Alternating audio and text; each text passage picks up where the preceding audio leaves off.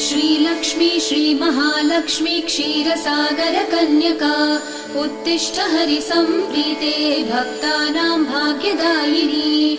श्रीलक्ष्मी श्रीमहालक्ष्मी क्षीरसागर कन्यका उत्तिष्ठ हरिसम्प्रीते भक्तानां भाग्यदायिनी।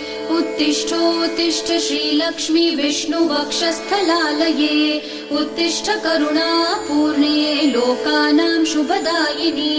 उत्तिष्ठोत्तिष्ठ श्रीलक्ष्मी विष्णुवक्षस्थलालये उत्तिष्ठ करुणापूर्णे लोकानां शुभदायिनी।